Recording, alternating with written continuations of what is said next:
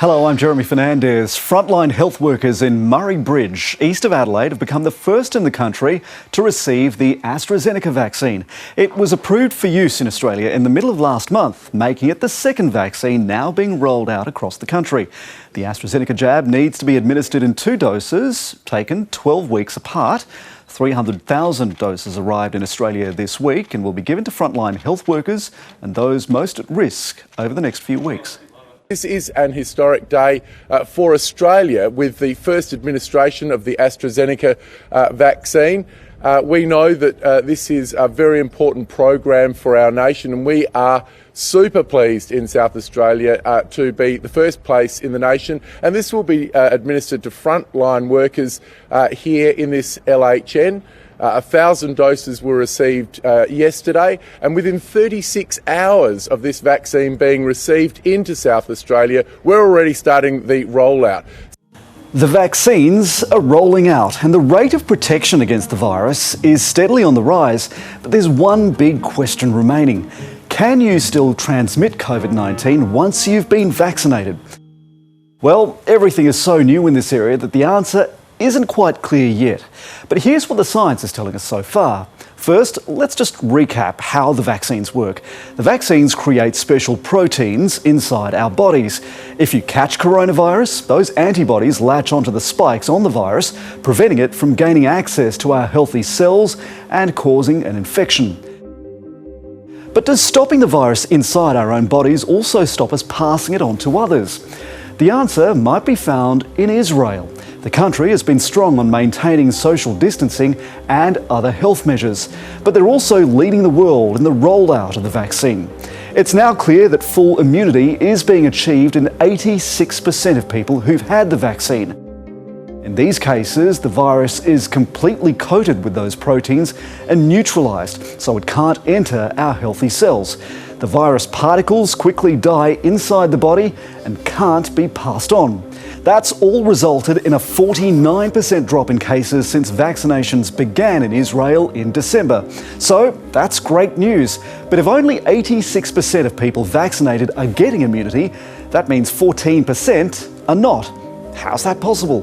Well, occasionally a virus cell can slip past the goalie. Let's go back inside the body to see what's taking place. When you're vaccinated, most of the virus particles are coated with those proteins and neutralised, but a few aren't. A few make it through to cause an infection. They get inside our cells and replicate. When those new virus particles begin their own hunt around the body, the antibodies get another shot. This time, the vaccine succeeds. That's called effective immunity. The gold standard, though, is sterilising immunity. That's when a vaccination can prevent an infection entirely, every time. The measles vaccine does this, as does the hepatitis vaccine, but they are in the minority. It's very hard to achieve, and at the moment there isn't enough evidence to suggest the COVID vaccines will do this. One of the main reasons for this is to do with where the vaccines are working in our systems. COVID-19 attaches to a protein in our bodies called the angiotensin converting enzyme. That protein is found in 2 places, the upper respiratory tract and the lower respiratory tract. The current vaccines have only been proven to reduce the virus in the lower respiratory tract. That's a good thing because that's where most of the serious symptoms occur. But the vaccines don't currently have a measurable effect in the upper respiratory tract, specifically our noses and throats. The good news is we don't necessarily need to achieve sterilising immunity to stop COVID-19 in its tracks. We've been in this situation before. This vision from the 1950s shows the residents of Hull in the UK lining up for the polio vaccine. By noon of the first day, 150,000 people had been vaccinated. Supplies of the vaccine were quickly running out. And while the polio vaccine doesn't achieve sterilising immunity either, enough people got that vaccine to slow the spread and reduced the severity of disease to a point where it could be brought under control. Just like then, the COVID-19 vaccines rely on enough of us getting the shot to protect ourselves and each other. Herd immunity is one of the main goals in this vaccination rollout, and we're well on our way with people in Australia now receiving the Pfizer and AstraZeneca vaccines. The host of RN's Health Report and the co-host of CoronaCast is Dr. Norman Swan. He joins us now. Dr. Swan, are we where we need to be in this rollout? Well, not yet. I think people should keep two goals in mind when they're thinking of immunisation. One is that you and I will get the Astra vaccine. I will be really pleased to get it. It will turn COVID-19 into the common cold. That's to protect us against severe disease. The Astra vaccine is really good about that. The second objective, which is actually really the first objective, COVID-19 is not going to get into Australia unless it comes through our borders. The total focus should be on our borders. So that's airport workers, airport catering workers, flight crews, hotel quarantine, and their families and households. And there's only one jurisdiction in Australia immunising them, because they're the second line. So that's New South Wales being the only state to be vaccinating families of those workers as well. Yes, that's right, because if those workers get it and it slips through, going back to your presentation on transmission, if it doesn't prevent transmission in some people, it's going to escape into households, and therefore it's captured in those households and doesn't go any further. That's the most common place it's going to be. And that immunisation should be with the Pfizer vaccine. Is Italy's decision to withhold those 250,000 doses significant in your view, considering the scale of the vaccination rollout here? I think it's just going to be a blip, because we've got our own vaccine supplies coming from locally produced supplies. So it might delay us a little bit. Remember, we haven't got COVID-19 in the country, therefore we could wait a little bit. The real worry would be, and it could happen, is that they block Pfizer coming into Pfizer's being made in Europe. Are they going to block Pfizer coming into the country? Then we've got a problem, because then we're not able to effectively immunise our borders. This vaccination program is the biggest task of its kind ever undertaken. For the authorities, that means coordinating transportation, storage and actually administering the jab. On top of that, they're also trying to beat the spread of misinformation and conspiracy theories that are catching on fast in some areas. I don't think it's comfortable to get the vaccine, because there is no enough information to understand about vaccine yet. I hope the process will be easier, like not too much like application, too much like things to do. Are you willing to get the jab if it's your, actually not really. I probably, to be honest, I really just will be wait for a while, till any side effects come out. We're not really concerned about coronavirus. Like everyone just tells us it affects old people, and that's really the limit to my knowledge on it. So you're willing to get the jab? Yeah, I think so.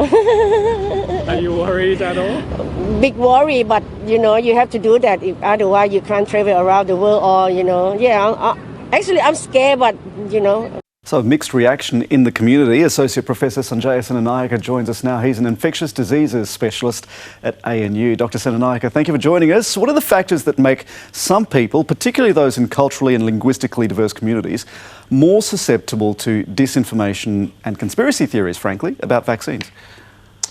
Yes, hi Jeremy. So there are a few reasons. So the first one is, of course, the host country from which they came, where there may have been a more negative attitude to immunisation and low uptake of immunisation overall. So there was a systematic review of childhood immunisation in low and middle income countries. And they found that there were over 800 reasons why people were reluctant to get vaccinated. So that's a lot of reasons, but when they broke them down, about 40% were related to the infrastructure of that country, which therefore isn't relevant to Australia. But about a quarter were for family or community reasons, about a quarter were negative parental attitudes, and about 7% was due to poor communication. And if you look further, delve further into that community and negative parental attitudes, they were finding that female parents, so mothers, were more likely to be poorly educated, be in low income groups. They also found that there was low trust in the vaccine itself and vaccine providers, and also not a great understanding of why the vaccine was needed. There's also accessibility as well. Remember that these are groups who are more likely to be impoverished. They may not have access to a car or public transport easily, so you want to make sure they can get the vaccine. And of course, they may have lost some trust in the Australian government or their state and territory government's approach to COVID, and therefore they may be more reluctant to take up the vaccine, which of course is part of the governmental plan. And language is a big barrier. To what extent are the medical community and governments aware of this? How much can these factors be overcome? I know you have been on community radio along with other medical professionals trying to reach some of those communities that don't get their information from mainstream sources. Oh, look, I think it's very important because language is an issue, particularly for older migrants. They arrive in Australia when they're older. It's harder for them to speak English if they come from a non-English speaking background. And the federal government has also created a culturally and linguistically diverse communities COVID-19 health advisory group, which contains about 30 people from different backgrounds who are there to engage with migrants about COVID. And the government is also doing a couple of things. With SBS, they're producing a video which will be in over 60 languages, and with the Migrant Council of Australia doing an animated video which will be in 29 languages. So we just have to get out there, speak to those communities, engage with them, engage with relevant stakeholders, and get good information out there, Jeremy. Religious concerns are part of the mix about why people are hesitant about taking the vaccine. There's a big role here to be played by leaders of faith groups as well, isn't there? Oh, look, absolutely. So people in migrant communities respect various political and other leaders, but religious leaders are so important irrespective of what religion they are. And it is important for them to be vocal about the positive aspects about the vaccination. And again, for us as healthcare workers and as governments to engage with those religious leaders so they understand and can communicate the information correctly. Dr. Sanjayasan Anayaka, good to have you with us. Thank you. Thank you, Jeremy. European nations started their vaccination programs back in December, but are progressing much more slowly than other countries. In the meantime, Italy continues to be one of the worst hit, so it's perhaps no surprise that it's now blocked the planned export of 250,000 doses of the AstraZeneca vaccine bound for Australia. Casey Briggs takes a look. The Italian government's view is that its own citizens need these vaccine doses far more urgently than Australia does, and it's not very hard to see why they'd be of that opinion. These red dots across the map represent every COVID-19 death reported globally yesterday, around 11,000 of them. And more than a third of those 11,000 deaths occurred in Europe. Australia, meanwhile, recorded none and hasn't had a single COVID-19 death in months. The situation in Italy at the moment is that the country is now recording, on average, more than 18,000 infections every single day. Sadly, that trend line is actually heading upward at the moment and has been for a couple of weeks. The country is also recording almost 300 deaths every day on top of the 98,000 we've already seen. In short, Italy really wants these vaccines. The country doesn't have a problem with vaccine orders. It's actually got more than enough doses on order. The problem is in the supply chain. So far, in its vaccination campaign, Italy's administered about 7.9 doses per 100 people, and it equates to about a 2.5% full vaccination rate.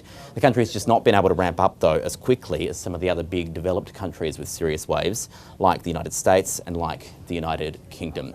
The country's new Prime Minister has vowed to speed up this rollout.